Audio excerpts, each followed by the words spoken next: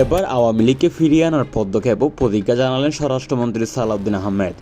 বাংলাদেশ সরকারের স্বরাষ্ট্রমন্ত্রী বিএনপির স্থায়ী কমিটির সদস্য সালাউদ্দিন আহমেদ আজ একটি স্পষ্ট ঐতিহাসিক ঘোষণা দিয়ে দেশ জুড়ে ব্যাপক আলোড়ন সৃষ্টি করেছেন। তিনি সরাসরি বলেছেন, আওয়ামী লীগকে ফিরিয়ে আনার পদক্ষেপ নেওয়া হয়েছে এবং আমরা এর প্রতিজ্ঞা করছি। সালাউদ্দিন আহমেদ বলেন, আওয়ামী লীগ দেশের একটি বড় রাজনৈতিক দল, এদেরকে নিষিদ্ধ করে রাখা সম্ভব নয়। আমরা ইতিমধ্যে আওয়ামী লীগকে প্রত্যাবর্তনের অনেক পদক্ষেপ নিয়েছি। খুব শীঘ্রই তাদের নিষিদ্ধ দেশ প্রত্যাহার করা হবে এবং দলটি পূর্ণাঙ্গ রাজনৈতিক কার্যক্রম চালাতে পারবে।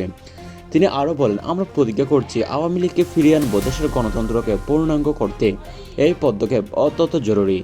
আওয়ামী লীগকে বন্ধু হিসেবে দেখে আমরা একই সঙ্গে দেশকে এগিয়ে নেব। তার এই ঘোষণা বিএনপি সরকারের অভ্যন্তর এবং রাজনৈতিক মহলে ব্যাপক তোলপাড় সৃষ্টি করেছে।